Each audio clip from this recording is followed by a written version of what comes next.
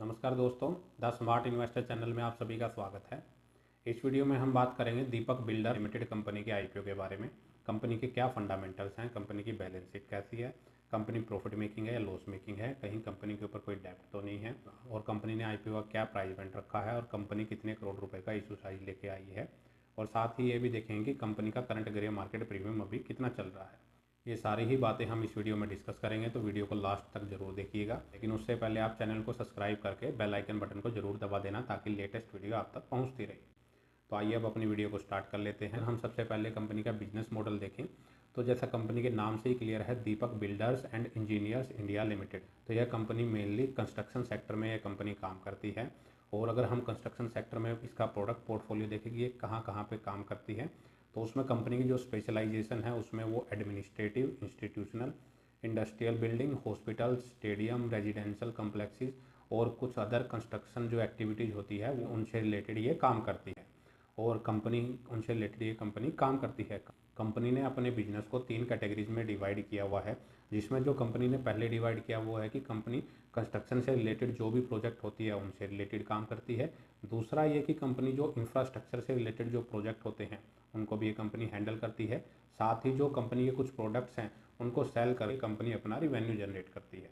अगर हम कंपनी कुछ हाइलाइट्स देखेंगे कंपनी ने पास्ट में कौन कौन से प्रोजेक्ट कंप्लीट किए हैं, तो अगर उसमें हम देखें तो कंपनी ने architectural, structural, civil, MEP, fire fighting system, public health services, IT systems, operation theatres and medical gas pipeline and landscaping जैसे प्रोजेक्ट अभी पास्ट में कंपनी कंप्लीट कर चुकी है। और कंपनी ने अपने जो कंस्ट्रक्शन एक्टिविटी है इन 4 स्टेट्स में कंप्लीट कर चुकी हैं, जिसमें हरियाणा, पंजाब, राजस्थान, उत्तराखंड जैसी 4 स्टेट्स हैं। और उसके साथ ही कंपनी ने अपना कुछ कंस्ट्रक्शन का काम चंडीगढ़ और दिल्ली में भी किया हुआ है। मेनली अगर हम कंपनी के बिजनेस की ओवरऑल बात करें तो कंपनी का जो मेनली बिजनेस है वो नॉर्थ साइड ही है, नॉर्थ इंडिया में ज़्यादा है। उसके साथ ही अगर हम ये देखें कंपनी की जो अभी फिलहाल ऑर्डर बुक कितनी चल रही है, जिसके अकॉर्डिंग हम अंदाज़ा लगा सकते हैं कंपनी का आने वाले फाइनेंशियल ईयर में कैसा रिजल्ट पेश कर सकती है। फाइनेंशियल ईयर 2024 के अकॉर्डिंग अगर हम देखें तो कंपनी की जो फिलहाल ऑर्डर बुक चल रही है वो लगभग 1380 करोड़ रुपए की अभी चल रही है। तो ठीक ठाक कंपनी की ऑर्डर बुक अभी चल रही है। कंपनी के कुछ प्रोजेक्ट को लेकर काफ़ी स्पेशलाइजेशन है, मतलब कि जो कठिन प्रोजेक्ट होते हैं कंपनी उनको आसानी से कर लेती है, जिनमें हमारा 3D डोम्स जो कंपनी करतारपुर पंजाब में बनाया था, उसके साथ ही हेरिटेज वॉक जो कंपनी ने अमृतसर जो गोल्डन टेम्पल है पंजाब में वहाँ पे बनाया था, साथ ही फायर रैम्प जो कंपनी ने एम्स दिल्ली में बनाया था, इसमें कंपनी की स्पेशलाइजेशन है। तो ये तो हो गई कंपनी के बिजनेस की बातें। अगर हम ये देखें कंपनी की स्ट्रेंथ क्या क्या है कि जिससे हम कंपनी के ऊपर इसके कस्टमर्स का ट्रस्ट बढ़े, तो कंपनी जो हाई क्वालिटी कंस्ट्रक्शन प्रोड्यूस करती है और उसके साथ ही टाइमली जो कंपनी टाइमलाइन डिसाइड करती है के अकॉर्डिंग ही कंपनी अपने प्रोजेक्ट को टाइमली कंप्लीट भी कर लेती है। और कंपनी की जो मैनेजमेंट टीम है वो काफ़ी एक्सपीरियंस है।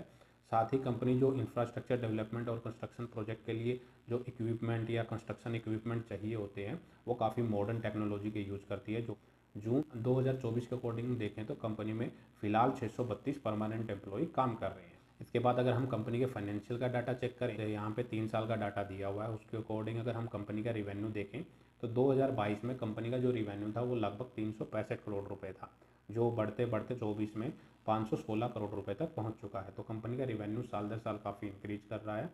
उसके बाद अगर हम ये देखें कंपनी का प्रॉफिट कैसा है, तो कंपनी का जो 2022 में प्रॉफिट था वो लगभग 17.5 करोड़ था, जो 2024 में बढ़ के लगभग 60 करोड़ को भी क्रॉस कर चुका है।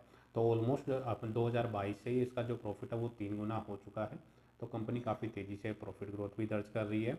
लेकिन कंपनी का सिर्फ एक ही नेगेटिव पॉइंट है कि कंपनी के ऊपर फिलहाल 153 करोड़ रुपए का कर्जा है, जबकि उसके अगेंस्ट में कंपनी के पास सिर्फ 138 करोड़ रुपए के रिजर्व हैं।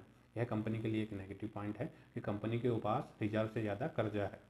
उसके बाद अगर हम देखें तो फिलहाल जो कंपनी की मार्केट कैपिटलाइजेशन है वो लगभग 945 करोड़ रुपए की है, मतलब ये एक स्मॉल कैप कंपनी होने वाली है। और इसका जो डेब्ट टू इक्विटी रेशियो है वो 0.91 का है, जो कि काफ़ी हाई नज़र आ रहा है।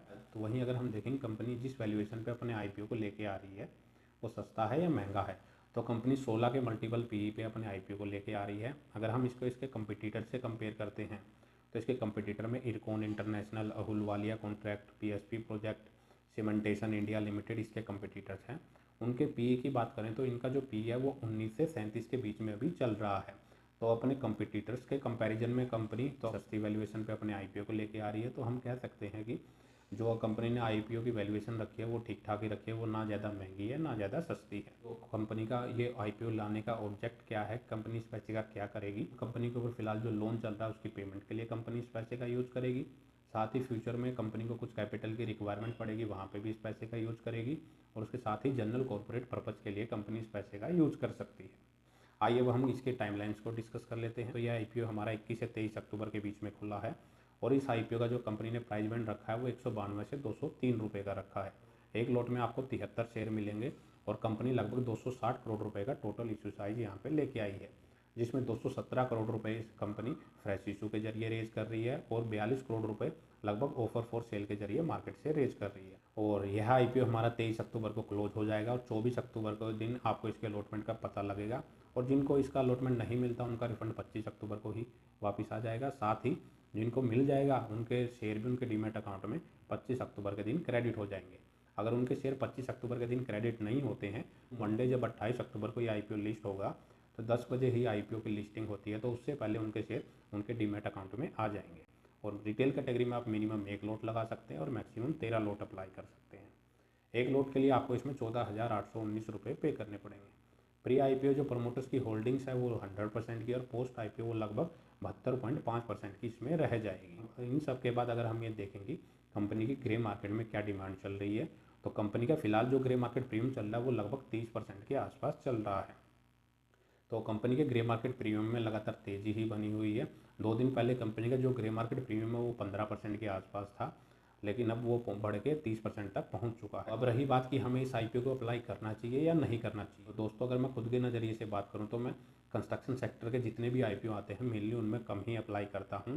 अगर किसी आईपीओ में मेरे को ये लगता है कि यहाँ पे लिस्टिंग गेन अच्छा मिल सकता है तो मैं सिर्फ लिस्टिंग गेन के लिए ही उन आईपीओ में अप्लाई करता हूँ, क्योंकि फंडामेंटली मेरी कंस्ट्रक्शन कंपनियाँ इतनी स्ट्रॉन्ग नहीं लगती। क्योंकि कंस्ट्रक्शन सेक्टर से रिलेटेड जो भी है कंपनियों में उतार चढ़ाव काफ़ी आते रहते हैं, तो वह भी एक रीज़न है। इस कंपनी के ऊपर फिलहाल डेप्ट भी काफ़ी ज़्यादा है, तो रिजर्व से ज़्यादा कंपनी के ऊपर डेप्ट है। तो मैं इस आईपीओ को अप्लाई करने के लिए लास्ट दिन का जरूर वेट करूँगा और लास्ट दिन अगर आप आईपीओ को अप्लाई करें तब इसका जो ग्रे मार्केट प्रीमियम है वो ज़रूर चेक कर लेना। साथ ही इसमें आईपीओ में कितना सब्सक्रिप्शन हुआ है उसी के अकॉर्डिंग ही आप अपना डिसीजन ले सकते हैं। आप लास्ट डे अगर इसका ग्रे मार्केट प्रीमियम 40 से 50% के आसपास अगर चल रहा है उसमें लिस्टिंग गेन के लिए अप्लाई कर सकते हैं।